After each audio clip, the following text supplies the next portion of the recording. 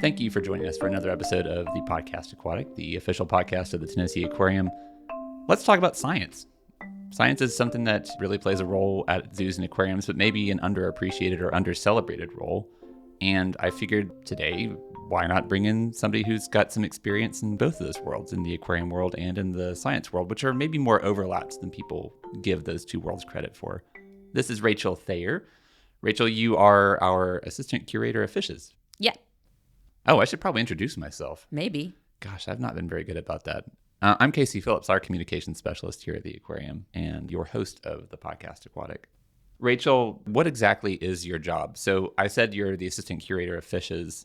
That title doesn't really mean much to people who are going to be outside of our building. It doesn't really transfer easily to jobs outside of our field and our industry.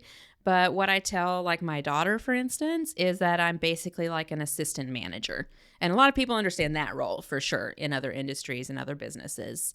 So I help manage the people who take care of the fishes and the sea turtles and aquatic invertebrates. Don't want to forget about them.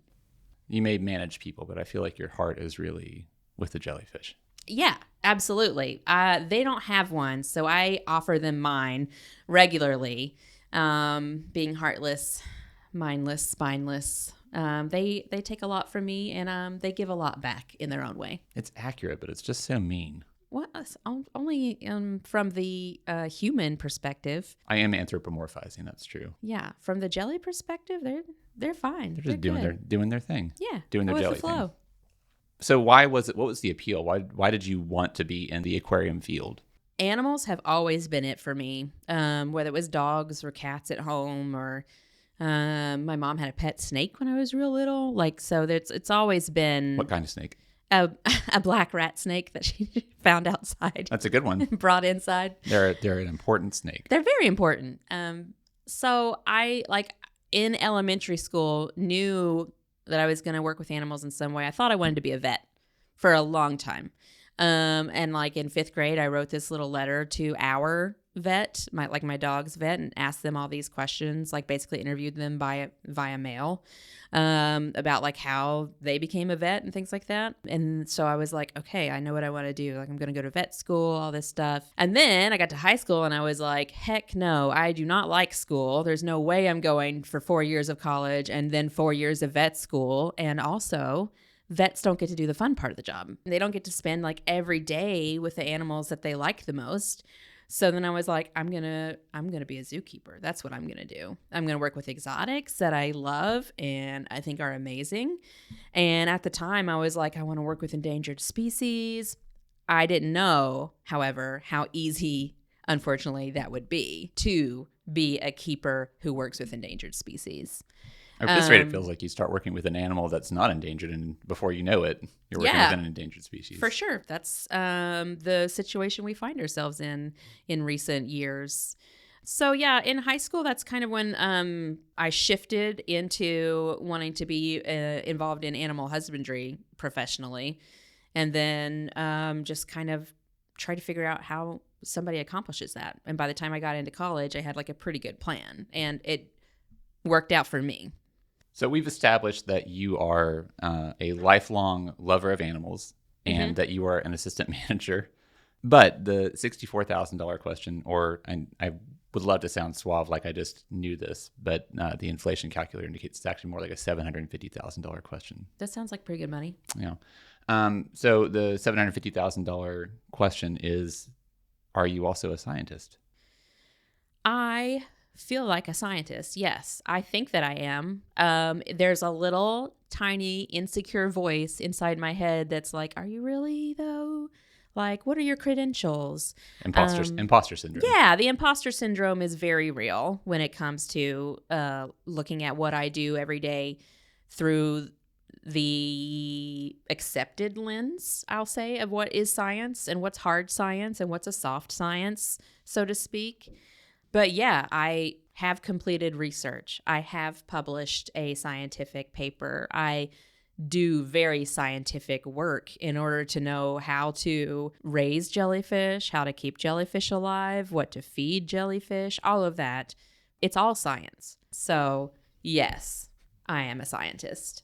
So maybe the best place for us to start, or well, to continue, I guess, this discussion is to define a scientist. So the definition, as I think sort of occurs to me just thinking about it without looking into a dictionary, is that someone who studies things and has hypotheses and does experiments to then prove or disprove those hypotheses. That sounds to me like a scientist, but it feels like the line is especially blurred in places like zoos and aquariums. Is that fair to say? Yeah, I think so, because I think that generally when people visualize a scientist in their minds, they're thinking someone in a lab. And we have our own labs in a way, but they look a lot different than somebody who works in a chemistry lab, for example. But I think that when you look at where do aquarists and zookeepers do their work, it doesn't look necessarily like the laboratory that people envision when they hear the word scientist. You all are not walking around in white lab coats with... No, I think that would be quite the faux pas, as it would be real dirty real soon. Like within an hour of starting your workday in our field, that it's very dingy. Especially our horticulturists, who I would love to have on future episodes of the Podcast Aquatic. Yes. You mentioned that we have genetics labs, and we do have chemistry labs. So that would be, I guess, our water quality testing Absolutely. labs. There's a lot of hard chemistry going on in there every day of the week. So there's definitely that kind of hard science going on here. So let's talk about your work, because you mentioned jellyfish, and we've talked kind of around about jellyfish in the course of this conversation, but the study that you are a published author of centers on jellyfish. So talk about that work. Myself and 4 other authors worked on a project looking at the effects of ocean acidification, which is the rising acidity and thus declining pH, if that makes sense. Nicely navigated that. Of the ocean. And what effects would it have on one species of jellyfish, the upside down jellyfish? So what we did was create 3 different situations, 3 different pH levels, and tested how the upside down jellyfish fared in those different pHs, and successfully published it in a peer review journal, which means that other scientists went through our work, went through our data, looked at our statistics, asked us some pretty hard questions about our processes, and then decided yeah, this is good science. And then they published it in a journal in invertebrate zoology. So this went out to a whole bunch of invertebrate nerds that hopefully appreciate jellyfish as much as we do. You have to assume if they're reading that journal, they must be a pretty big fan of jellyfish. There are a lot of invertebrates out there, but I'm really hoping that it really struck a chord with fellow jelly enthusiasts out there.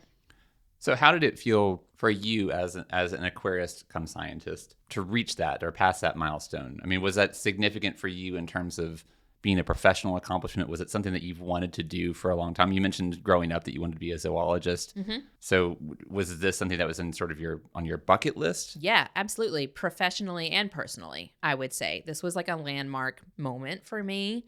And I hope not the only one that I do, but definitely some point in my career, and it was probably even before I got here to the aquarium, where I set for a goal for myself to do some sort of scientific study that was publishable and get it published. Because I don't know, for me personally, wanting to blend my love of science and the science community at large, I guess, with what do I do on a daily basis as a professional working in animal husbandry. So how am I going to accomplish that? What animals would be the best to do this with? How do I see this going? What would I even study?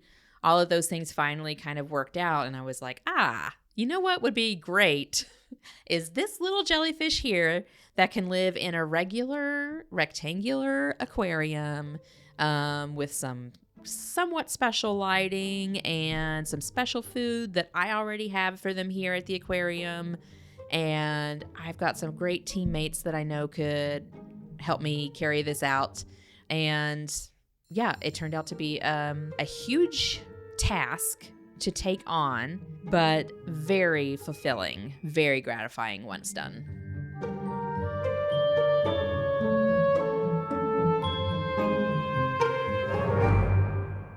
So what were your findings? Well, so it turns out that jellyfish are probably one of the more likely to hold up to ocean acidification as the oceans continue to change and pH continues to lower. So they're more resistant to that change? Yeah, they are more resistant to a point. And that point was what we were kind of hoping to look at. And we did find one. So right now, the oceans have like an average pH of about 8.1, something like that. But that's at the surface. So I'm not talking about the very, very deep sea. So this is up at like the sort of the surface waters, which is where these upside down jellyfish are found. Projections right now, if we don't change the way that we're doing things and the way that we're living our lives as humans, say that the ocean will become more acidic as time goes by. And it will be a gradual process, but for many animals, it will be too fast for them to adjust. So there are a lot of studies out there that say things with hard shells, for example, our coral reefs and crabs or crustaceans that have to make a shell for their bodies for protection will not fare very well as the ocean becomes more acidic. However, jellyfish only have one teeny tiny part of their body that's mineralized, and it turns out to be a mineral composition that is pretty resilient under the types of acids that are going to be increasing in the ocean as it becomes more acidic. So jellyfish will be fine until somewhere below a pH of 7.5. So that's still like many, many years into the future, barring anything catastrophic from happening where those jellyfish live. So all that to say, this species of jellyfish, the upside down jellyfish, is going to be fine for many, many years to come. But it too has its point where it's not going to do great. You mentioned imposter syndrome earlier. Did being published do anything to mitigate that feeling for you? Probably not as much the publication itself as talking with other scientists about the work that we did and about the publication. So getting it published was very cool and felt really great. But I think that I still felt some imposter syndrome until I started talking to other researchers who understood like the language in our paper, because it's like it's very sciencey. It's a lot of science jargon.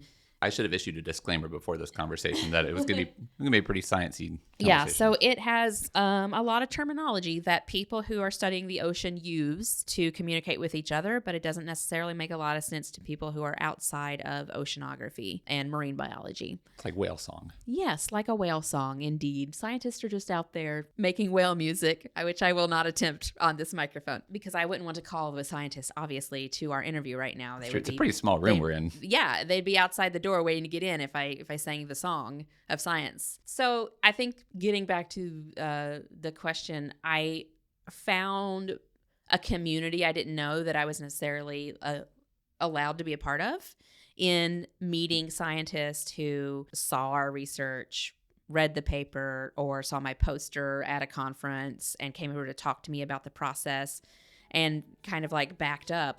Yeah, that is how you would do that. Yeah, you did that right. Yeah, that's how I would have done that too. Or like, that's so cool that you all did this in an, aquarium, and wow, that's a really smart setup for that. So that's kind of, I think, when I started to feel more at home in those places.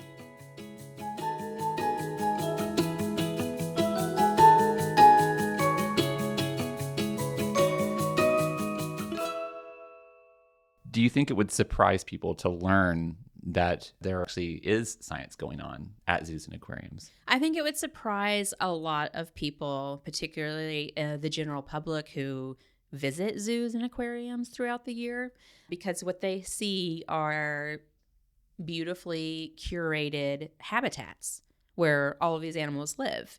And that's intentional. We want you to come here and we want you to get a window into these animals' lives, their like natural, normal lives. But what's going on behind the curtain is all the science that informs all of that stuff that you're seeing from the front side, from the visitor side. for example, all the studies that we read to stay current on what field scientists, people who are out working in all corners of the globe, are finding out about the animals that you come to see here, and the kind of math and physics that goes into designing their habitats here at the aquarium, all the way through the nutritional sciences that we use to inform what are we feeding, how are we feeding, how much are we feeding, how often are we feeding, those kinds of things. And then there's a lot of behavioral sciences, which obviously a lot of people are familiar with psychology as a science. It applies to animals as well in animal behavior, but we don't necessarily think of that as a traditional scientific field unless we really examine what goes into exploring, documenting, and observing animal behavior. Based on your experience in the field and your work at other institutions, staff members at aquariums and zoos contributing to scientific research, is that something that's happening more and more frequently as time has gone on? A lot of people who maybe are surprised that we're having this discussion, but it may be because they are thinking about zoos and aquariums in terms of how they operated in previous decades when they were more concerned with the tourism side of it. Is that fair to say? I think so. Certainly from my frame of reference, zoos and aquariums seem to have traditionally been left out of a lot of scientific studies or opportunities for scientific studies. So it does seem like in my keeping up with the publications that are coming out of accredited institutions like ours, that there is a increase in the science that's being published from zoos and aquariums. At the moment, there is a project that we're working on with one of our exhibits. So the large stream exhibit that has also appeared in a previous episode of the Podcast Aquatic is being used by the local university here in Chattanooga, the University of Tennessee at Chattanooga, for a study. And if, Rachel, you've got more information about that than I do, if you can give us the elevator pitch of what that study is about, that would be helpful. Well, I'll give you the broad brushstrokes on it. The idea is looking at the behavior of the fishes that we see in that exhibit, in the habitat that we've created for them, and comparing those behaviors to what do we see in the stream out in Tennessee where those fish are found also, and what differences are there between those behaviors or what similarities are between those behaviors. There's a lot of opportunities just in that one area of the aquarium. So yeah, lots of publications probably to come. The crux of that, I feel like, is that a lot of science is based on data collection, and observation is obviously a very important method of data collection. Yes. And so what better place to collect data than a closed system where you have basically complete control. Yeah, complete control and unfettered access to it. You don't have to worry about a thunderstorm making the conditions hard to work in or impossible to work in. Yeah. This is why scientists do research in labs. Specifically because they can control as many variables as they need to in order to complete that experiment in that study. So that's exactly what we're doing here. We have control over the flow in that stream that we've built. We have control over the temperature of the water in the stream, the lighting, the amount of rocks that they have to build nest sites with, all of those things that absolutely affect fishes in some of our local streams here in Tennessee. We can change or adapt depending on what a researcher like the one we're working with wants to examine. So it's really a optimal place to carry out a study like this. Yeah, an incredible resource for research.